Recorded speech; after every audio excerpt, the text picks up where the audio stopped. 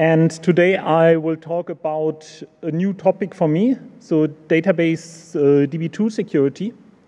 And if you look in the internet, normally the first way is always to go to Google and search for DB2 security experts, but so far there are no real DB2 security experts available.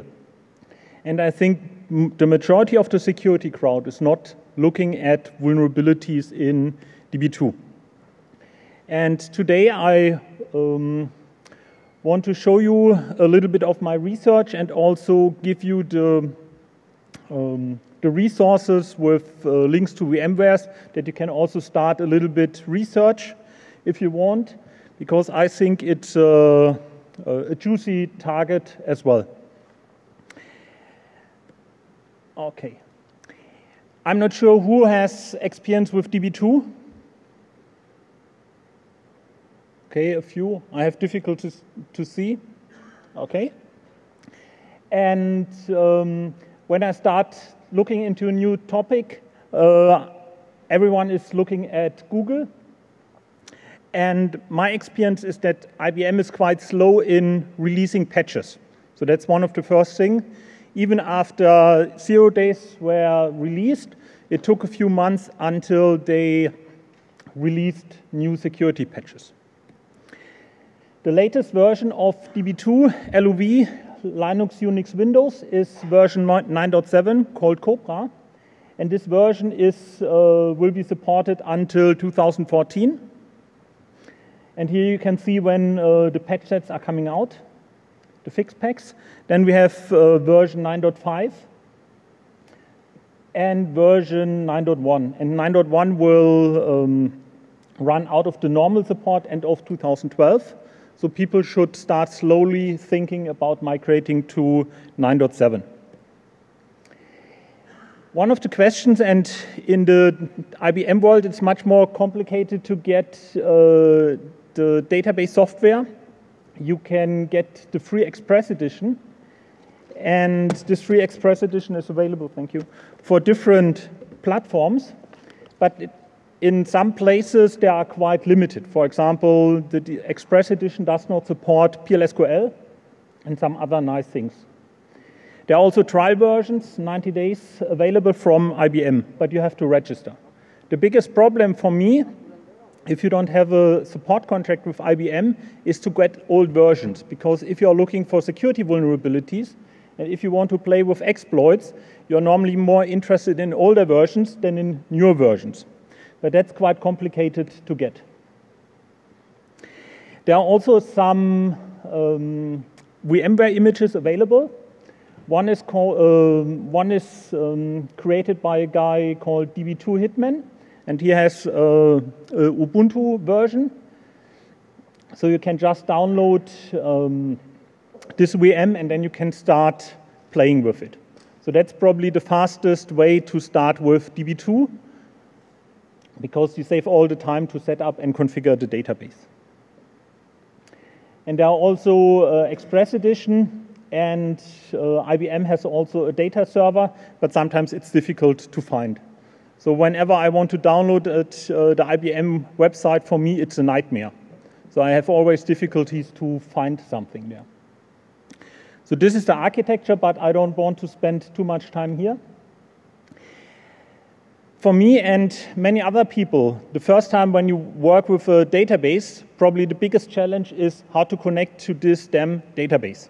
So I saw it so many times that people want to connect to an Oracle database in a training, and it took sometimes 30, 40 minutes before they were able to connect with their laptop to the database.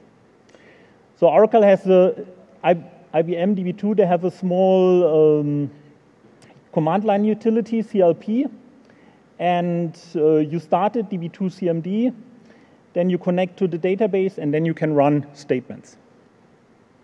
It's not nice, it's not ugly, it's similar to SQL+. A little bit more convenient is a SQL+ clone from IBM as well. So if you install it, it's part of the installation. It's called CLP+, and you have even a history, something SQL+ doesn't have in 20 years. Okay. Now I want to show you exploits. And if you search in the internet, you will only find a few of these exploits because most of these exploits are coming from IBM itself. Because IBM is releasing a lot of exploit code. So if you go to their support pages, you find a lot of working exploits there. The problem, the IBM guys are not aware that this code is exploit code. And I will show you some of them. So far, there are only a few exploits available. If you come from the Oracle world, it's really a small amount of exploits available. So one problem, Oracle, I always say Oracle, I did it too long. DB2, they have problems with unsecure random numbers. This was fixed in 9.7 fixed pack 1. And the majority of the exploits in the DB2 world are denial of service exploits. So whatever I saw, it's crashing the database, creating a denial of service, killing something, and so on.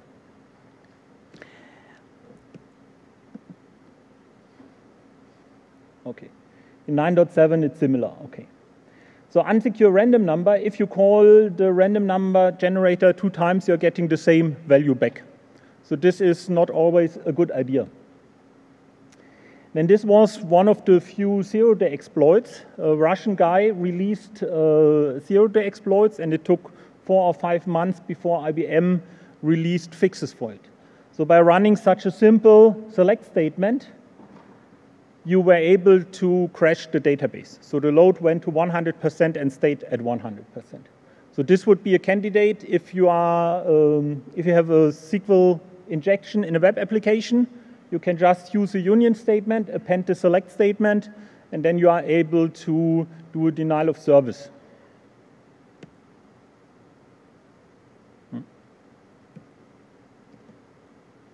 Somehow my keyboard is not working.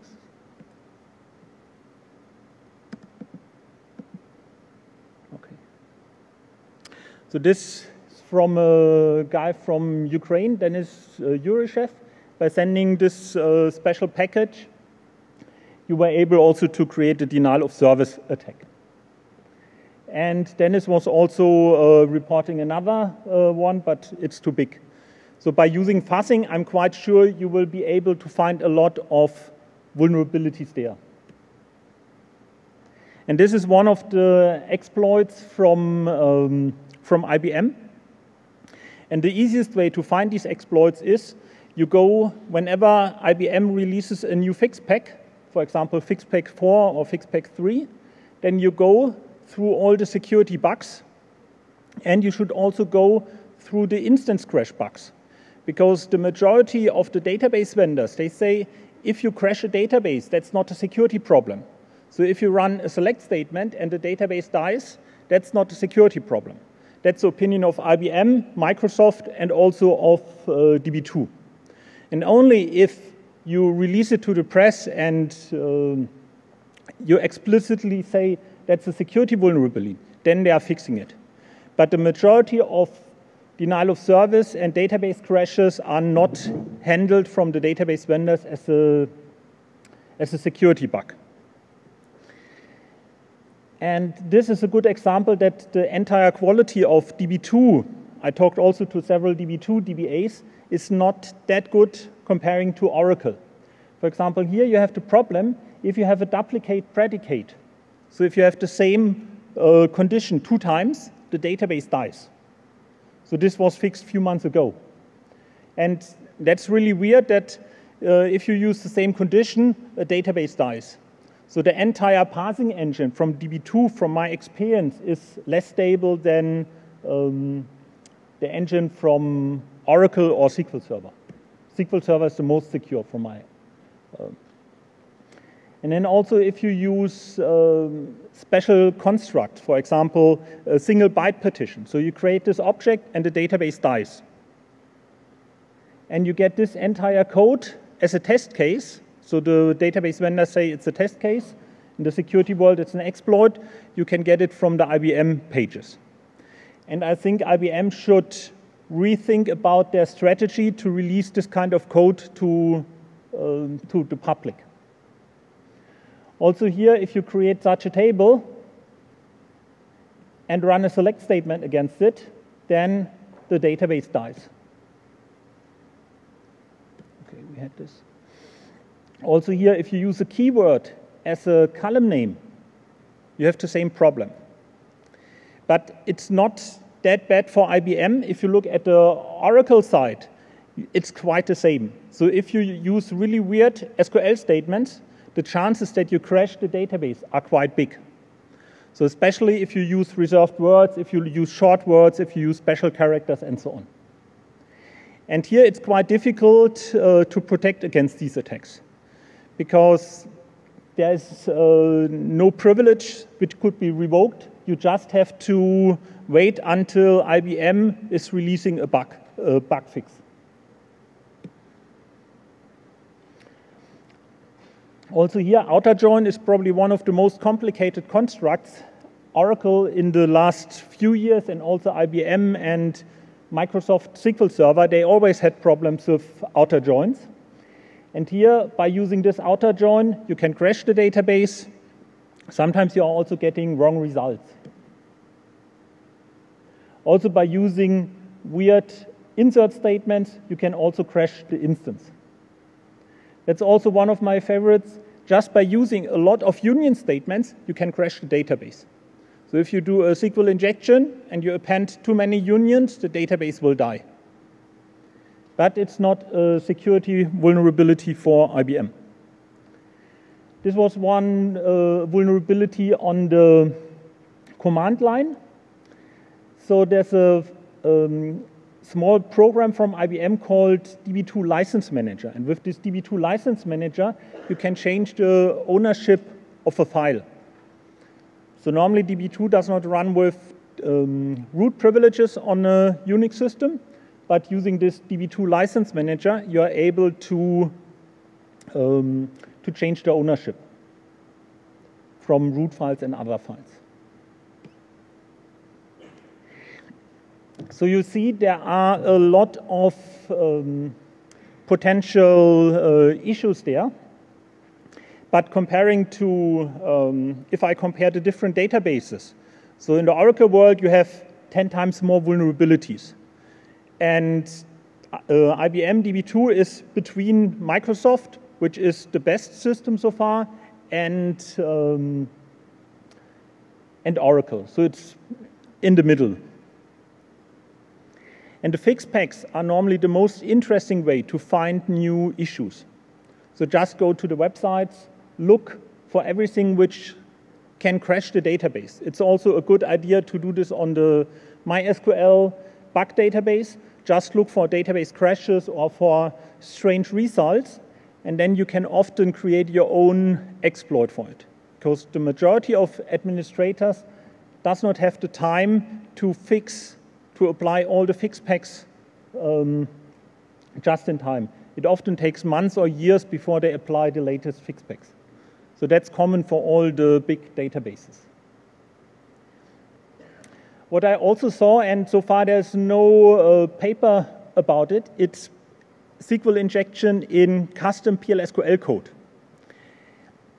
Because a lot of database vendors, database developers, are creating their own stored procedure code in the database to be more performant.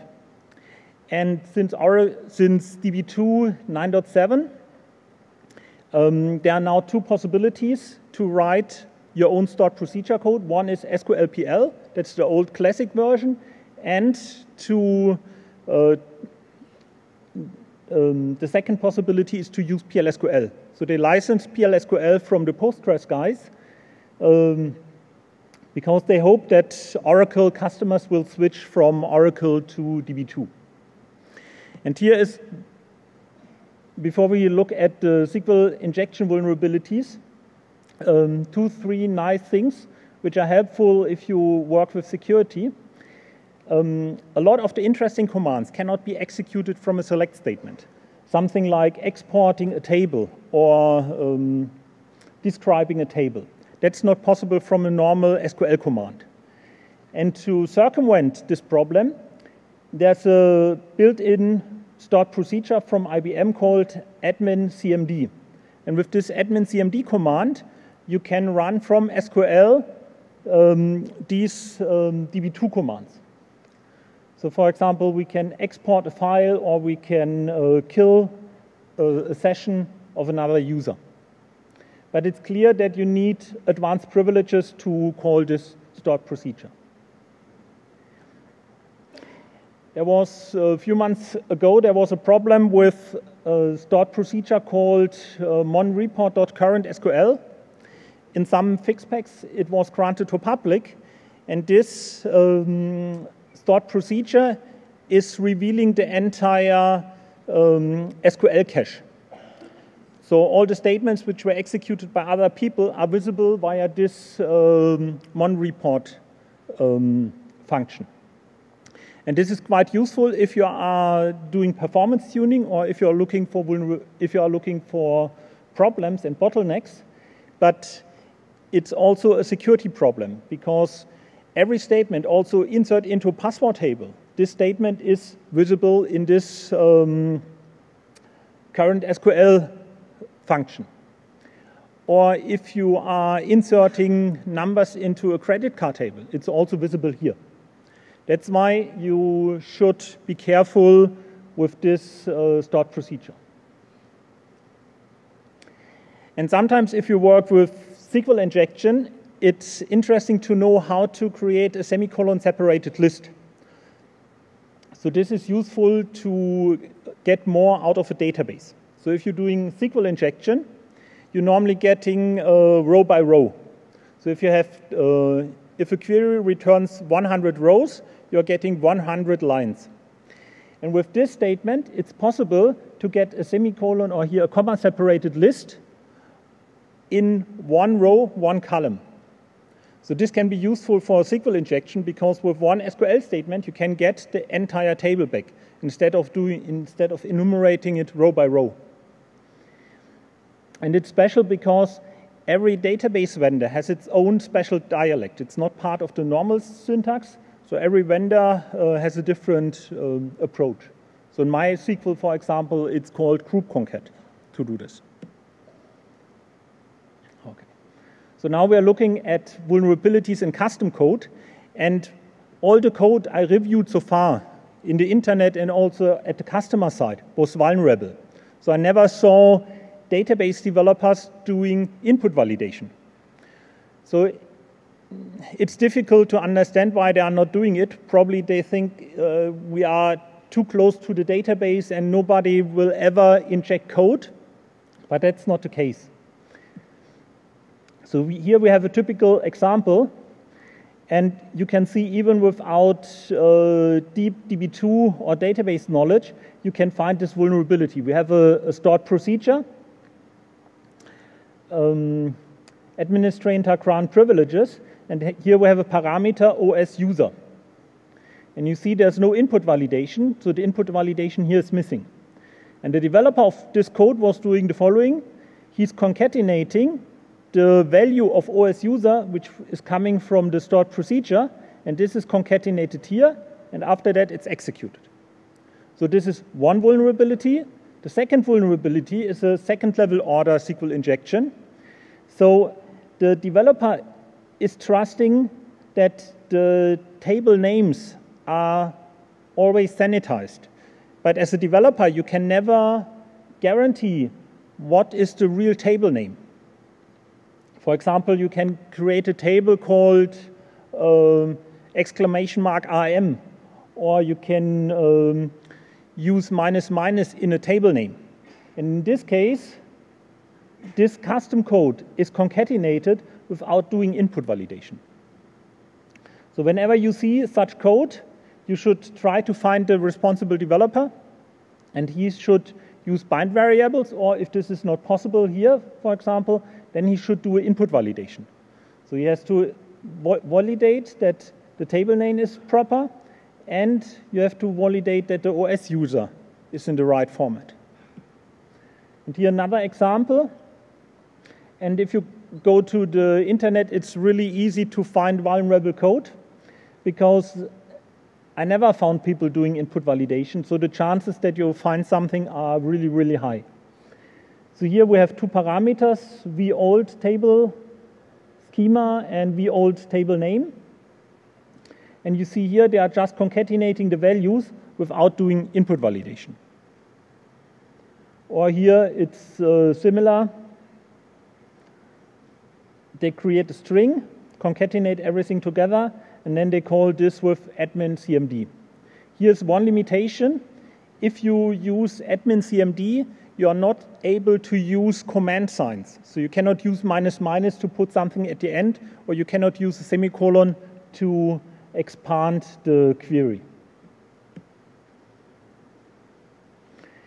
Since DB2 9.7, it's also possible to use PLSQL code. And with PLSQL, you have a bunch of new vulnerabilities coming into the system. So the way in the DB2 version of PLSQL, you have to use DBMS SQL to create dynamic SQL statements. So the problem here is we have a function. This function looks if the table is empty, and we have a parameter, the table name. And this table name is concatenated to the query, and the query is executed here with pass. It's passed and then executed and fetched. So if you use a union or a -- at the end of this parameter, you can extend this query and you can run whatever you want. And this is quite common.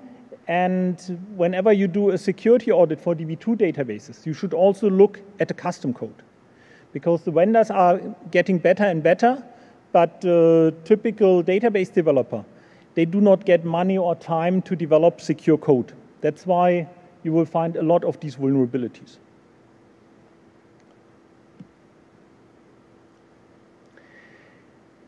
In my experience, the fastest way to do it is just extract the entire stored procedure code to a text file, to one big text file, and then use the grep statement or use a text editor and search for strings like execute immediate and DBMS SQL.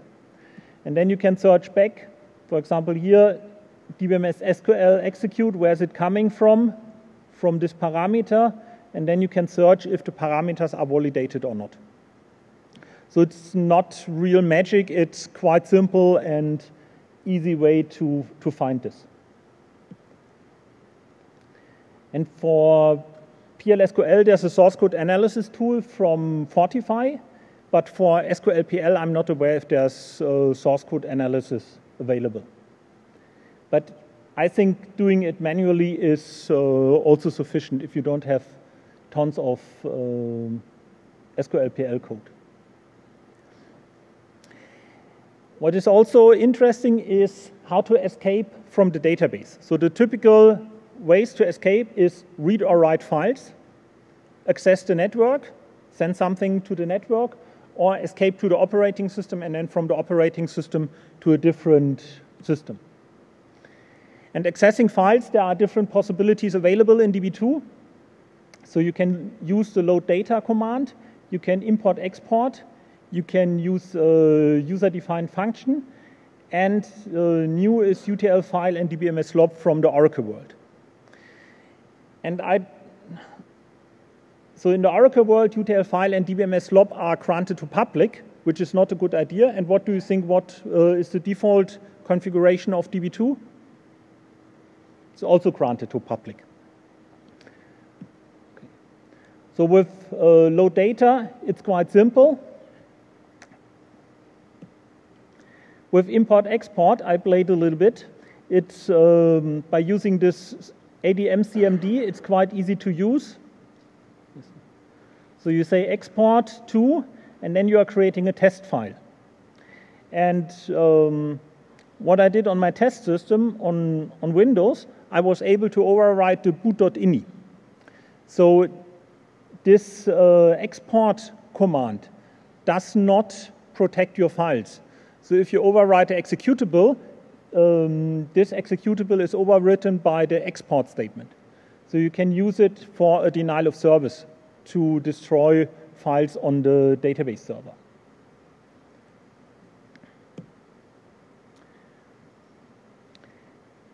The third possibility is a user-defined function. And for a user-defined function, you need a stored procedure, create read file, and the read file is calling a user-defined function. And in the sample code from IBM, this is granted to public, which is also a bad idea. So if you play on the test system, you should not run it to public. And additionally, you need a C function, and the C function is here limited, so you can read a file from the operating system. And the usage itself is quite simple. You say select staff from table, and then you specify the function, and you see the result from the file in your statement. So it's really easy to use. Next possibility is UTL file. To use PLSQL in DB2, you have to set a special environment variable. And I would recommend not to use it. So if you don't need PLSQL, you should remove it from the database. Because I think in the future you will find a lot of vulnerabilities here. And I'm not sure if it's a good idea to use systems, to use a language from a different database vendor. And if you use it, then you should revoke all the public privileges. You should revoke the privileges from public. You can also remove files. So if you look at the documentation from the UTL file package, you can rename files, you can remove files. So whatever you need on the operating system level can be easily done with a simple PLSQL function or an anonymous block. The second possibility to read files is the function DBMS LUW. And here we have also a function. Oh, that's a copy-paste failure. Okay. Accessing the network, I haven't found something from the original DB2 part, but the Oracle stuff in DB2 has two problematic packages. One is UTL SMTP and the second UTL mail. With UTL SMTP, you can write a small stored procedure block, and then you can define the message, the date, the SMTP server, and then you send the email. If DB2 is configured, so for using UTL mail, you have to configure the SMTP server in your system.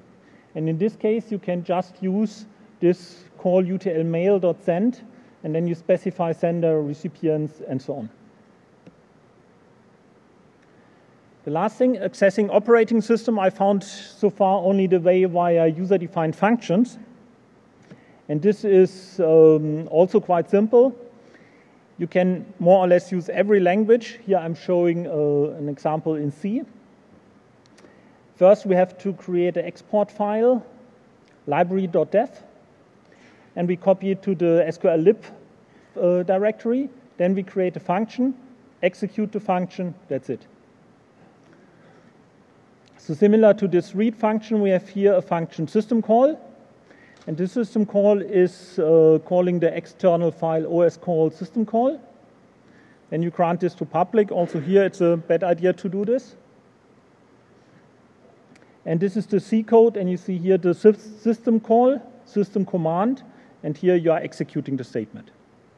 And once you installed it in the database, you can just run the system call and can do whatever you want.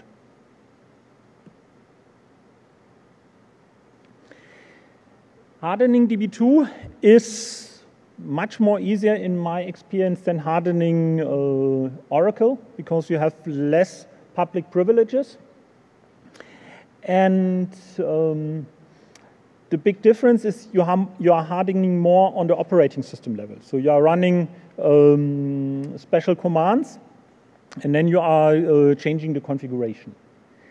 And the DB2 CIS benchmark is quite good. So if you compare the CIS benchmark for MySQL or Oracle, the DB2 benchmark is quite good, and I would recommend to use this as a starting point. So they have a lot of good recommendations. And from my experience from security audits, I normally recommend disable everything which is not necessary. In DB2, it's much easier because for a lot of additional functionality, you need a license file, and you have to pay for functionality. In Oracle, everything can be installed without additional license. That's why people often install everything. And in DB2, they normally install only what is necessary. Do not install the PLSQL if it's not needed, and check the OS credentials. So in most of the cases, the biggest problem in other databases are the user credentials. So developers are lazy guys, and if you have a username, they often use the same string as a password.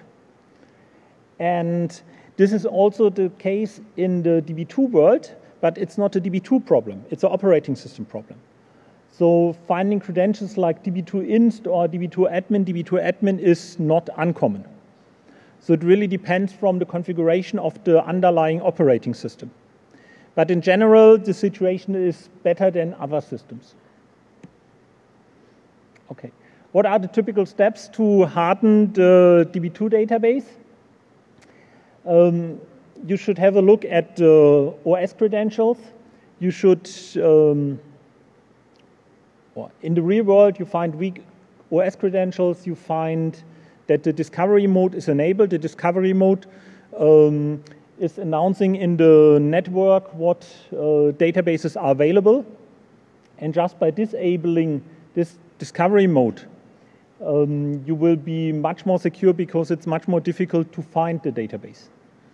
What I heard in DB2 10, this will be removed from, this discovery mode will be removed in DB2 10, version 10. Then we have too many privileges, weak default configuration, missing patches, and unsecure program code. So this is more or less normal like every other database vendor. Okay. So the hardening, disable the discovery mode, change default port. So this discovery mode is disabled by using these two DB2 commands.